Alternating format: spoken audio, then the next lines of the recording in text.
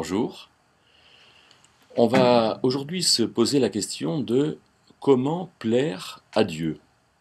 Ça paraît peut-être prétentieux de réfléchir à cette réalité, mais dans la mesure où la Bible répond à cette question, c'est peut-être aussi intéressant de se la poser et d'y répondre, d'écouter les réponses de la Bible. Première chose que on voit de manière assez carrée, catégorique, c'est que, par exemple, la lettre aux Romains, au chapitre 8, verset 8, nous dit que ceux qui sont dans la chair ne peuvent plaire à Dieu.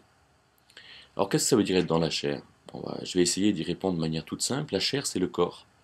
Et c'est pas que le corps soit mauvais, c'est que le corps privé de l'esprit, c'est mauvais. Il faut qu'on soit vivant spirituellement, il faut qu'on soit en relation avec Dieu pour être en quelque sorte normal. On pourrait dire qu'une voiture sans essence, ça marche pas, ou bien un séchoir à cheveux sans électricité, ça marche pas. Ben, le corps sans l'esprit, ça marche pas, et c'est ça, être dans la chair.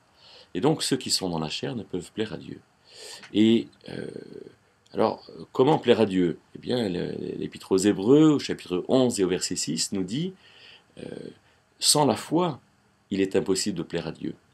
Qu'est-ce que c'est que la foi? La foi, c'est le fait de croire Dieu, pas de croire en Dieu. Croire en Dieu, c'est savoir qu'il existe vaguement et puis se dire, bon, allez, je suis croyant, mais je ne tiens pas beaucoup compte de qui est Dieu. Mais croire Dieu, c'est l'écouter et croire ce qu'il dit, être disposé à croire. Et donc, être dans la foi, c'est croire, c'est être attentif et à l'écoute et attentif de ce que Dieu veut nous dire. Et donc ça plaît à Dieu. C'est un peu comme un papa qui voit que son enfant est attentif à lui. C'est bien parce que l'enfant il va avancer avec ça. C'est un peu comme un, un disciple qui est attentif à ce que lui dit son maître. C'est un peu comme quelqu'un qui est formé qui est attentif à ce que dit son formateur ou un élève qui est attentif à ce que dit l'enseignant. C'est ça, être dans la foi. Et si je ne suis pas dans la foi, je risque de ne pas entendre la parole de Dieu et de ce fait de ne pas avoir de conviction. Parce qu'une troisième chose, on a vu que dans la chair on ne peut pas plaire à Dieu, qu'on plaît à Dieu quand on est dans la foi, mais une troisième chose c'est qu'il faut avoir des convictions dans la vie. Et dans la lettre aux Romains, au chapitre 14, au verset 23, il est dit « Tout ce qui n'est pas le produit d'une conviction est péché ».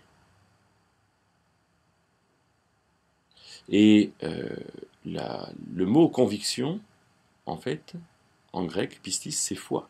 Tout ce qui n'est pas sous le principe de la foi. C'est-à-dire que tout ce qui ne déboule pas en moi de la foi, mais de manière à me rendre convaincu de quelque chose. Et dans une Bible littérale, Romains 14, 23, c'est tout ce qui n'est pas sur le principe de la foi, ou par la foi est péché.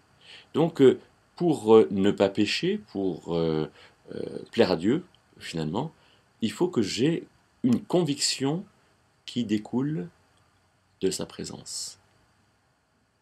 Et puis, un dernier passage pour peut-être encore nourrir, argumenter sur cette réalité de plaire à Dieu, c'est Colossiens 1, versets 9 et 10, où Paul dit « Nous ne cessons de prier et de demander que vous soyez remplis de la connaissance de la volonté de Dieu en toute sagesse et intelligence spirituelle, pour lui plaire à tous égards, portant du fruit en toute bonne œuvre. » Donc là, on se rend compte que ça va plus loin et qu'il y a quelque chose d'important à retenir.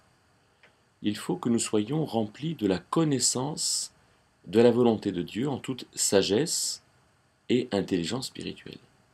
Ça veut dire qu'à tout moment, nous pouvons être sages et intelligents grâce à l'Esprit de Dieu qui habite en nous, nous qui sommes croyants, chrétiens, nous qui avons été sauvés par Dieu. À tout moment, nous pouvons avoir la sagesse d'avoir une bonne conviction, l'intelligence sur bien comprendre pour avoir une bonne conviction, et de ce fait plaire à Dieu et porter du fruit, c'est-à-dire faire des choses qui plaisent à Dieu. Voilà une manière très, très courte, très simple, de parler de la vie chrétienne euh, par la fenêtre de lui plaire.